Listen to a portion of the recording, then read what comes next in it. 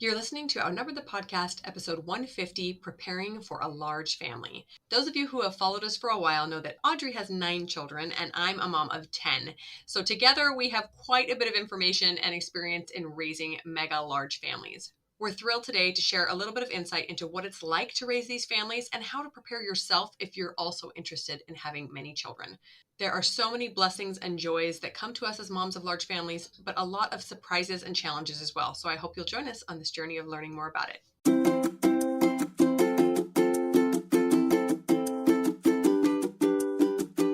Hello, and welcome to Outnumbered the Podcast. I'm Audrey. And I'm Bonnie. We are experienced moms to a combined total of 19 children. In our weekly episodes, we explore relatable topics using our perspectives of humor and chaos. Tune in for advice and encouragement to gain more joy in your parenting journey.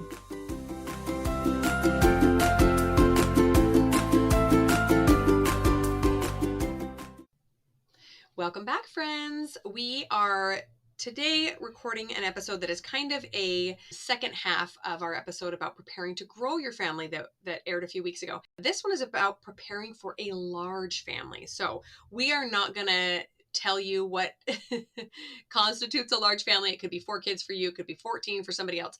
But if this is something that you desire or are thinking that you and your spouse are planning for, we've got a few tips for how to wrap your head around raising a large brood. This is one of our favorite things to talk about. If you've listened to any of our podcast episodes before, you probably have figured out that Bonnie and I love big families and love talking about big families.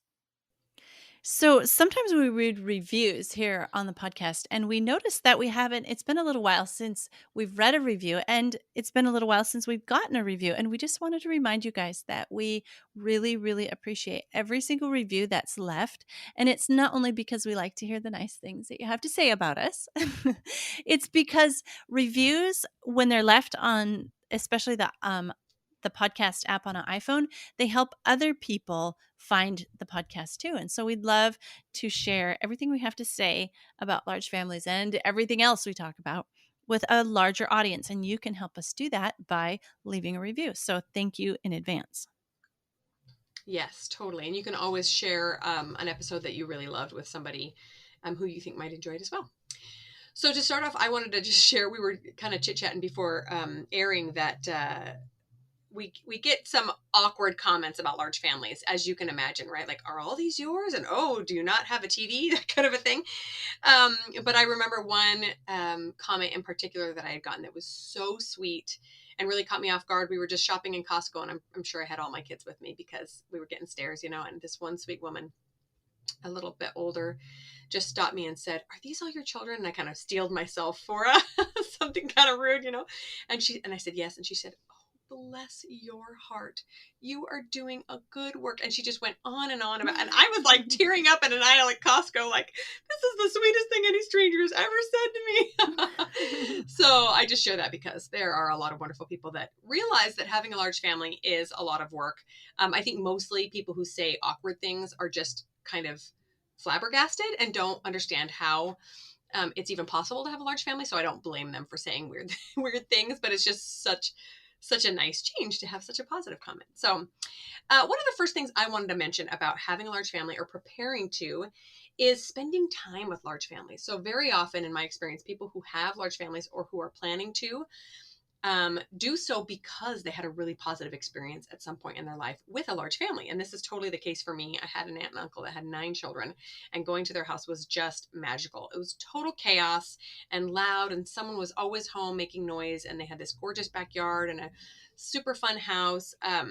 But I just kind of knew what to expect, right? So some things will always be a surprise once you start getting a bunch of kids under your own roof. But I did want to start with a few of those because sometimes it can be a little bit alarming when you get to that point.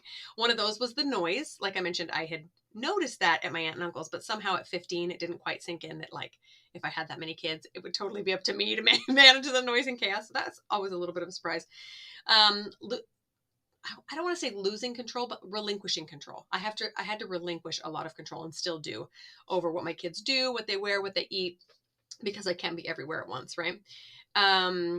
one pleasant surprise was my children's independence. My kids are way more independent than a lot of children I see. And I think a lot of this is due in part to there being many children, them having to do their own thing, right? And then also cost, maintenance of a large family. That's obviously quite substantial sometimes. And then also space and kind of the systems, space necessary and the systems necessary to run a large household. Yes, those are definitely some of my biggest surprises too. I think the noise. I've said like 100 times, probably even sometimes aloud, that someone who is kind of as noise averse as I am should never have had so many kids. Yeah, definitely like the food grocery bill, the percentage of your income that will go toward that. And then if you do, lean more toward what our family is doing, where we raise and grow a lot of our own food, just the amount of time that it takes to grow that much food.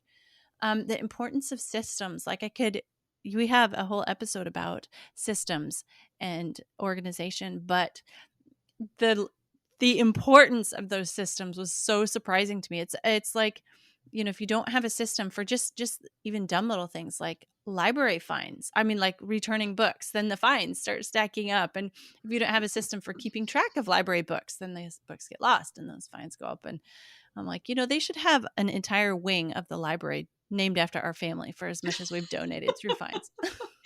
I do kind of want to just like advertise, hey, if you're appreciating your free library, you can thank us because we're single-handedly supporting it. Although that being said, some of my neighboring towns are still doing fees, but our town no longer does library fees. They instituted Ours? that maybe a year ago, and I Yeah. was like, oh, the heavens opened, I know. I angels know. were singing. It was amazing. I know, at the board meeting, they were like, well, for most families, this will be a good thing. But for those 8 and 9 kid families, this is like, we're going to be like losing money here. But for everybody else, it's pretty. Our local library did that recently too. And I was just like, yeah, same feeling, like, Yeah, hallelujah. yeah, yeah. It's pretty Yeah. awesome for sure. One thing that I was really surprised at, just personally, was my ability to flex and grow and change and become less of a selfish person and more of a selfless person. Like, I didn't expect having a large family would change me in such a Mm. huge way, but that is one pleasant surprise that has come out of having a large family. Oh, that's a beautiful concept for sure. I have been changed for the good in so many ways and tried and tested in so many ways. As we get more experience, we grow. Doesn't matter what the experience is, right? And there are lots of experiences to be had raising a large family. So that's a beautiful thought.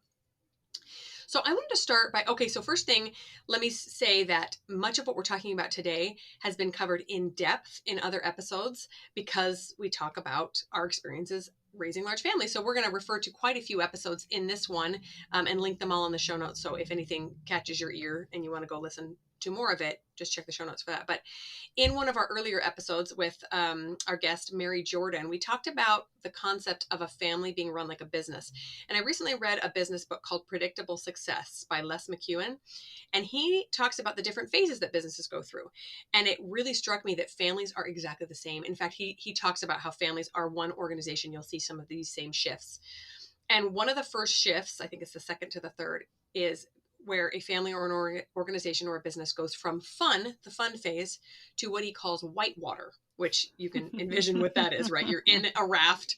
There's like, water everywhere. You're holding on for dear life and you think you could drown at any minute. So that's kind of what I've seen happen over the past 5 to 8 years as our family's gone from about 6 kids to 10 kids, right? And there was another shift earlier on as well from 3 to 5 and 6. But what that means is that all of a sudden, you have to start implementing a lot more systems. You can no longer do it all. Yeah, definitely. Definitely you have to have help to be able to run a large family. It's like running a business, like Mary Jordan was talking about in the episode. So outsourcing is another thing that comes in handy. So we'll think about it like this. You become, instead of like owning your own business and being the solo entrepreneur, you become like your family's CEO, and you have many irons in the fire, and you become more like a manager and less like the owner operator. Moms of 1 to 3 kids, they can pretty much still do everything that needs done. Moms of 8, 10, we just can't do it all. And I think there comes some point between, well, for me, it was like three, three kids, because before that, I felt like I had it all under control, but three just felt like out of sync, like we were outnumbered at that point. And that was where my shift began. I just realized I can't do it all. I can't go through a parking lot with 3 kids. I only have 2 hands, so you have to start coming up with solutions and brainstorming. So, some systems our family has adopted is like meals. So we have a bunch of episodes about food and meals, and I've talked a lot about it in depth there. If you're interested, go listen to some of those episodes. But I don't cook meals 3 times a day, 365 days a year. I can't. I lose my creativity and my inspiration. Like, I'm just like, everybody just go get cereal or something. I'm not cooking another meal today.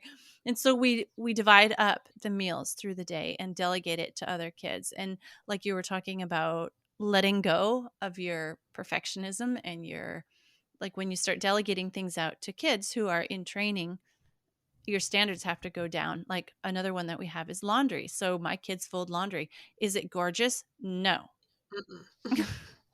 But the laundry's folded and they put it away and they're learning. And so then we go through the process where we, teach, a 3-year-old, if they fold a dish towel, a rectangular object, a dish towel, the corners don't match. They're just, ugly. But then like my 7-year-old is still folding laundry, rectangular objects, and they're all sloppy. I'm like, you know what? I think you can do better than that. And you start teaching. So just an example where, you just put some systems in place and then you just have to let it go. You just have to let things go. Another system or place where we've delegated a lot of work is to working together to feed the family. So we kind of had this whole food culture, and it starts with buying seeds and planting the garden and planting the seeds, and talking about what meals we can make from those foods. And afternoon chore time is another system we've delegated. I cannot keep up with all the cleaning myself. My husband will call all the kids in and he'll say, "Okay, everybody, hold out your hands. How many hands are held out here?" And it's like, depending on the number of kids that are at home or in the room, we're like, "Oh yeah, we have like 14 hands." And then he says, "Okay, now Mom, you hold out your hand. Okay, now how many hands are out there?" 2. Okay, so can 14 hands or 2 hands make messes faster? Oh yeah, 14 hands. Okay, well, can 14 hands or 2 hands clean up faster? Oh yeah, light bulb. 14 hands can clean way faster than 2 hands. And just kind of some visuals to help them out. And again, is it cleaned completely to my standards? No, you should have seen my bathroom mirror after my 3-year-old cleaned it the other day. That was an ugly thing, but she did it and she's learning. And so just, putting in systems and implementing things that help you not lose your mind as a mom of a large family. Right. And, it's all trial and error. None of us really knows the best way to work for each family. We've tried a million different chore systems, a million different laundry systems, meal systems, and we just learn. And as your family changes, of course, because kids grow so quickly, things change so quickly, you just adapt.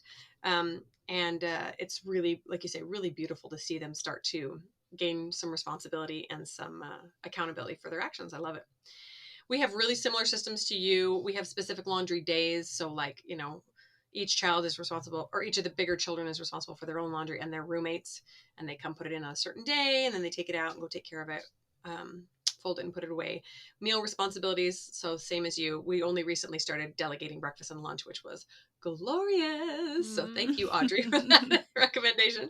They've always helped out with dinner, but now they're taking turns with breakfast and lunch. And is it exciting food? No, it's like sandwiches and oatmeal and very basic stuff, but they're learning. A meal cleanup is also huge too, because when that many kids are eating that many times a day, and if they're homeschooled, they're eating more often as well. And then as well as chore systems. And then we also have a system for helping with the little ones. So when I'm working or at an appointment, or because as soon as you have more children, obviously more is on your plate, even outside of the home, errand wise and appointment wise. And then I have older kids to help out with the little ones. So, and all this has come about as I've seen a need and realized that I can't fulfill that need. So somebody else is going to have to help. My goodness, I think that was a herd of elephants glumping up the stairs to catch all I didn't that. hear yours. I do hear a little bit of my TV, Goodness. but I'm just going to say that's better than kids screaming. Yeah. So, Yeah. Okay, so talking about outsourcing, this is another thing that falls in line with system. I know that we talked about I think it was in our episode on bare minimums where we talked about reaching out to others for help and our survival mode episode as well when you're just not able to do it. So, one thing I was thinking of the other day is um so everybody gets groceries into their home. So what if you did yours through Walmart pickup, and then your neighbor, when they're going to get their groceries, just picks up yours and brings it in, that kind of thing. If you don't have a service that delivers directly to your house, just because um taking a bunch of little kids to the grocery store takes more time than mm-hmm. going by yourself. So, lots of outsourcing ideas we've shared through episodes in the past. But then it doesn't mean outside of your home, it's inside your home too. Now, because our family is more spread out, I have tons of experience with giving teens and older children responsibilities that take them off your plate. So, um, I even assign some tasks to my older kids that are like teaching tasks. So, you know how to cook breakfast, you're very good at it. Now, teach that to your next sibling down in line, or, skip down 3 siblings. This child wants to learn how to make breakfast. And I outsource that teaching again to somebody who already knows it. So, that's kind of just one example of outsourcing within the family beyond just mom. Yes, I love that you brought that up. I've realized that I've started doing the same thing. My 6-year-old recently got it into her head that she had to make her own scrambled eggs every morning, which is so cute, except for a 6-year-old is not quite ready for independent stove usage. And so I just assign an older kid, hey, stand right next to her and make sure that she doesn't make a huge mess and burn the house down, make sure everything gets turned off. And it's so great. They feel some additional responsibility. The younger kid can have more responsibility as well. And mom can still go nurse a baby or whatever needs to happen. I think I have a little bit of experience outsourcing outside of my home simply because our kids aren't quite as spread out. I don't have as many teens or young adults, but we have had many years of hiring a regular sitter / mother's helper to come in on afternoons when I'm just totally overwhelmed. When I was typing up these notes, I was remembering one time when I had a child who had a seizure out of nowhere. And it just so happened that afternoon, our little sitter was coming over to help out so that I could run errands. And so I was able to whisk my child off to go get help. And she was there with my younger kids. So nice to have someone that you can rely on when things get overwhelming. And then I've also hired cleaning help, sometimes still do when things get overwhelming. Like I said, mother's helpers are great. They tend to be the ones that just come and stay at the home while you're there, and they can just help kids fold or help with a little bit of cleaning or just entertain a toddler while you're busy with something else. Organizing help. I hired a girl this summer to help organize the garage and organize the laundry room and all the things that I've been meaning to get to for forever. And sometimes this can be done really, really inexpensively if you can get a 11 or 12-year-old in your neighborhood to come help, but an awesome option. Yeah, so just a reminder, go listen to those 2 episodes again on survival times and bare minimums. Those we dive pretty deep into the concept of outsourcing and getting help outside of yourself. So what do you do when you have outside help or you have systems in place that make your day run a little smoother? What do you do? What do you put in place? Self-care. This is something that Bonnie and I have come to discover is so important for moms. You've got to make self-care a priority. You've got to have you're still running this show, and you need to be in good condition to be able to do that. Go listen to our episode 85 specifically about self-care for busy moms. But like every time I find like I'm just really run down and emotionally worn out and tired, I realize that I have not been doing a very good job with self-care, and I've got to keep myself. It's like my responsibility. It's almost like another way that I care for my family is by caring for myself. So definitely, as soon as you have a tiny bit of breathing space, fit some self-care in. Yeah. And I would argue even before you have that breathing space, take Yeah. care of yourself and then realize, oh, look, laundry's not getting done because I'm taking some time for my own spiritual, physical well-being. It's time to outsource that. Don't drop that self-care, right? I was recently thinking about the same thing. Obviously the loss of any parent would be devastating, but a mother especially, especially if you're the one that's primarily running the household, like you are very essential to your family. Please take care of yourself. As you can probably tell after having a baby or getting sick or whatever, everything grinds to a halt when mom is not feeling well or mom is not functioning at full capacity. And so, so it's not selfish. It's actually, like you say, a way that you care for your family. It's by caring for yourself, right? Yeah, I have to insert here a little tiny humor thing. I have teased my husband in the past quite a bit about having a large life insurance policy on me. Mm-hmm. And in all seriousness, he says, "No, you don't realize how much you do and how much care and attention these kids would require for me. I would have to, quit my job to be able to take care of these kids in the way that Right. you do and get them through the loss of a mother, so that kind of thing." But I tease him about this enormous life insurance policy he has on No, absolutely. All the money should be on mom. Just kidding. We love you, dads. Dads are me. great. Okay, so along those lines, I've noticed that it almost seems across the board. Most moms struggle with self-care at some point or another, right? They start to tell themselves it feels selfish or something. But I've noticed that in smaller families, eventually you get to a point where the housework is mostly done, the kids are out to play, and you have a few minutes to sit down and read or paint your toenails or do something for yourself, right? Beyond just the basic feeding and sleeping aspects of self-care. But Audrey and I have noticed that after, well, at least for me personally, after about child number 6, that no longer happened. There was never a moment in the day or even the week when everything was done and I could sit down.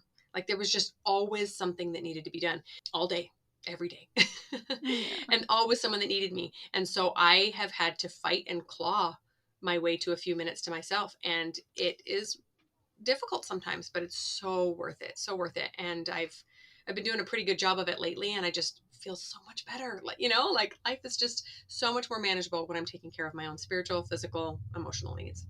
Oh, yes. So true. So one thing that's really super important to me is being physically fit, and we have a whole episode 50, about post-pregnancy fitness, so that you understand, like, I'm not this cut, chiseled six-pack person. Oh, but it was so important to me that when I had fewer kids and I didn't have as much um, time carved out for self-care, I exercised with my kids, because I needed that exercise. But now one thing that I kind of consider a luxury or self-care thing for me is that I exercise alone. And not all the time, not every time that I exercise. I have a kid who loves to drop in and do yoga with me. But for the most part, I do exercise alone. When you have a kid doing yoga with you, they chatter at you the whole time. Mom, look at me. I can do this down dog. I can Or look they at my, climb on your back. yeah, yeah. So that's one thing for me. Because I feel like it's refreshing my mind as well as my body. But go listen to that episode. It's a good one. Another thing that I do that I consider self-care is my husband really likes to do the grocery shopping. And I didn't feel like I could let it go before to him because I don't know, just probably this misconstrued thought I had that it was my duty to do the grocery shopping or whatever. So that's kind of a self-care thing for me. I let him do the grocery shopping and I just take time and sew or do something that gives me, fills me up, fills my cup again. And then a last example, something that I is just really self-care for me is just to let go and to have peace with the delegating things to kids that aren't going to do it in my, super neurotic perfectionist way, but I'm at peace with them doing it. Like I see the benefits of them learning and learning without me hovering over them, being a perfectionist. The corners of that towel aren't touching, do it again. Totally. Or whatever Totally. things. So just that's part of self-care for me is mentally just letting go of some of those things that really just aren't that big of a deal. Yeah, and that is a struggle. I mean, I will say that I've had multiple experiences where moms of smaller families have said, "Oh, I could just never let XYZ go." And I want to say, I don't want to let it go either. In a perfect world, I would have perfectly folded towels and my floor would always be clean and et cetera, et cetera. But to me, my priority of having a large family and taking care of myself are way more important than what my towels look like, or even what my toilets look like. And so we've had to adjust. So it's totally a personal thing. And if you're listening to this, you're probably thinking about or in that position of having a large family. And so you're probably feeling similarly, but things change when your plate gets really, really full and things start getting pushed off, right? Like, what do I want to keep in the center here? And for me, it's similar to Audrey's. I have dedicated alone exercise time now, which sometimes I still feel a little bit guilty about because I still have a nursing baby, so it's hard for me to get up really early. So I'll go exercise at 8, and sometimes that's not a great time to leave my family because kids are eating and trying to get dressed, and sometimes my big kids are helpful and sometimes they're not. But you know what? No one dies. It's okay if I come back and my toddler is still in a soggy diaper. We just take care of it when I come back, not a big deal. I also have some dedicated working hours in the afternoon where I build my business that is 100% done for my own benefit. It's all for building me up and being creative and doing something that I love to do. I still sometimes question my priorities in those areas because I think, oh my gosh, I really need to just clean out this fridge. And I say, no, but that's not going to fill me up like these other things that I need. And in order to be the mom I want to be, I need to feel full, if that makes sense. It totally makes sense. Yeah. And so once you've worked on your relationship with yourself, which is what self-care is, you need to make sure that your relationship with your spouse that's like the thing that comes next. So we have such a great resource out there for you on our marriage episodes. Check out all of those marriage episodes. We do a deep dive into a bunch of different areas of your relationship with your spouse. Yes, and all the relationship things are just about making time, right? We talk about that a lot in our marriage episodes. So our family often delegates bedtime of the younger kids to the teens so that Luke and I can go for a walk, and that's when we do a lot of our talking in the evening, at least when the weather's nice. It's been so nice to create that additional time for connection in the evenings. And because household tasks can now take up all of my time, I need to really focus on making sure that I take time to be a mother, to do some actual mothering and not just household tasks, right? So oftentimes those can be combined, right? I can sit and chat with my 8-year-old while we're both wiping down the counter, etc. But very often I get in hyper focus mode and I'm just barking out orders and I'm not really connecting with my children, not being a mother. And as we've talked about before, mothering really has nothing to do with the state of your house and how clean it is. That's a relationship, right? So once again, we decide on the bare minimums that we have to have around our house, and that also includes where we spend our time. Yeah, yeah, and that is moving on to relationships with our kids. Each kid has different needs, and we have a really neat episode 32 about one-on-one time where we actually talk more about connecting with your kids in a way that's meaningful with them, instead of making sure you have a certain number of minutes of one-on-one time with them, Mm-hmm. because each child has a different personality and needs to be connected with in different ways. And it looks different. Like, part of my relationship with my children includes my relationship with their siblings. Like, we're not a, a single child family. And so we don't try to have a relationship with each of our kids as if they were our only child. We have a relationship with them that includes a relationship with their siblings as well. I don't know if I'm making any sense here, but it's Yeah, it's definitely, yeah. it's more of a web, right, than a chain, right? Like Yeah. everybody is connected in one way or another. Yeah, yeah. So there's ways that you can bolster those relationships, um, and spend a little more time. Well, again, I don't want to say quantity time. I want to talk about quality time. And so, what you do to help each kid, that you can connect with that kid and their needs can be met in the way that they need, is just really important. And it looks different when you have a big family versus a small family. Right, right. Like I've noticed one of my children really, really, really needs to talk about her day. And so at the end of the day, I have to make sure that I'm available emotionally, mentally, and physically to sit and listen to the rundown of her day. She has to do that every day. Another child needs to touch me like at least 30 times a day. And I really need to, make sure that I'm patient enough for him to come up and tap me and me be okay with it, because I didn't always used to be that way. But I'm learning that that's how he connects. So I might not ever have 20 minutes to sit and talk with that one, but he got to come hug me a million times, and so that's what he needed. Before we wrap up, I also wanted to make sure you go listen to episode 95. That one is on small house, large family, where we talk about fitting a large family into a smaller size per person than many people think that you need. That's a great one as well about big families. And then I also have a blog post on the pros and cons of a big family that I wrote quite a while ago, but that's been a fun one to revisit.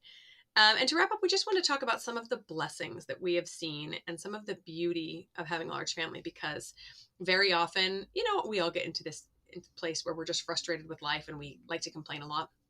Homeschooling does that to you sometimes. And I have to remind myself to tell people about the beauty of these choices that I've made, or else people think I'm just crazy. Why'd you do this if it drives you crazy, right? Um, but I really believe that so much of the good that I'm seeing in my children is a direct result of the fact that they live in this large family. Not that there is not wonderful beauty in smaller families as well, but I see this intense amount of cooperation. I see this love between siblings, especially when there's a large age gap that you might not see in other families, 15, 16 years. That they start to become a bit of an adult and really connect with these younger kids and see the beauty of toddlerhood and babyhood, even though might have been annoying to them just 4 or 5 years earlier, right? I've seen so much beauty in the chaos. That's hard to explain to people who don't see it, because chaos often has a negative connotation, but the busyness of life, there's just a lot of life going on in our household, and I think that is one of the most wonderful blessings. There's very little quiet, which is sometimes exhausting, but also so fun to be in a household that is constantly bustling and lots of people there to share love and stories and connection and laughter.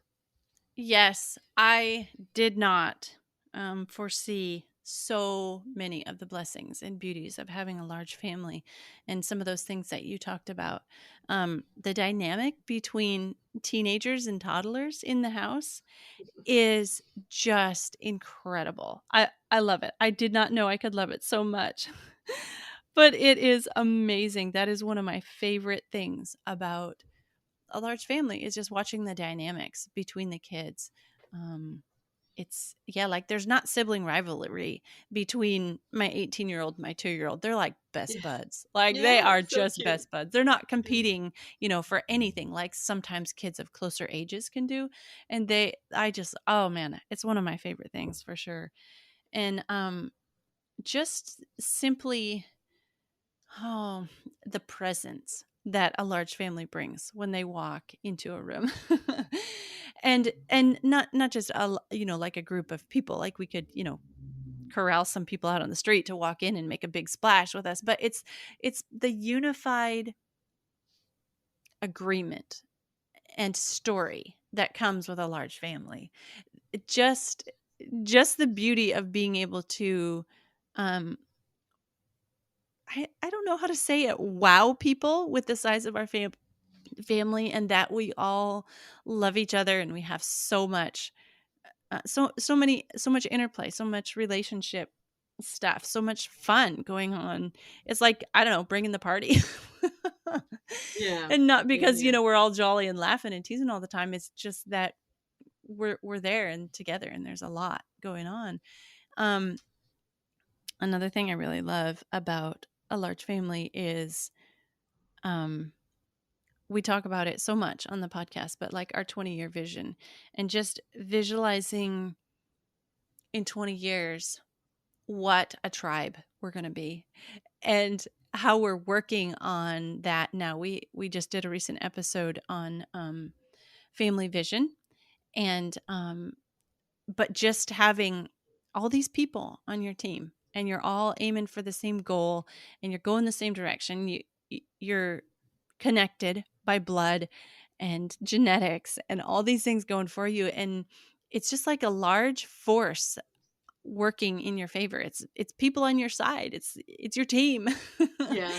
And we're all together, and we're aiming in the same direction. It's just such a neat feeling, like you're not driving the car, kind of like the car is driving you now, and it's this thing you set in motion, and you couldn't stop it if you tried, because it's uh, so gorgeous. I just love it. And yeah, I just, if I had to do it all over again, I would do it all over again, exactly the same. I just am so thankful that my husband and I opened ourselves to God's plan for us to have a large family.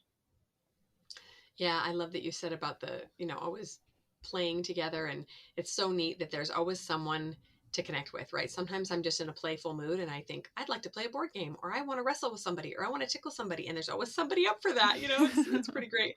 My other thought was when you were talking about the interplay between the older kids and the younger kids is that when you have a baby or a toddler that's doing these adorable things, the first thing you want to do after you enjoy it is share it, right? People are Yeah. putting it on Instagram Yes. or Facebook, and they're calling grandma and they're FaceTiming cousins. Look how cute they can walk. Look at how cute they can babble. And it's so fun to have this built-in cheer section, right? In our family, like my baby started making a cute little face and everybody's coming up to me. Mom, did you see? Mom, did you see? She makes that face. Look, make her make the face. Do it again. So fun to see my other children just be delighted with these cute little milestones that the kids do. Yeah. And it's not all sunshine and roses. No family ever is. Every family has their struggles. But larger families might just have struggles that look a little bit different than smaller families, but there's so much beauty in it. And we are so privileged to be able to raise our large families. I think we initially started this episode because we had a listener reach out to us and talk to us about, ask us to share our thoughts and how to prepare to have a large family or to expand their family. We did a previous episode on how to preparing to have a family, to grow your family, but they specifically wanted us to talk about some of these large family things. And we just really, really are happy to share how much we love large families, what a blessing it has been to the two of us and our families, and that it's just something that if you are feeling moved or inspired to have a large family, we definitely encourage you to open yourself up to that. We hope some of these tips and insights into large families have been helpful for any of you who are contemplating or just curious about what it's like, and we'll talk to you next week. Thanks for listening, friends. Click the link in the show notes to subscribe to our email and never miss another episode. Show us some love by leaving a review on iTunes or sharing the podcast with a friend. Thanks for all your support. We'll talk to you next week.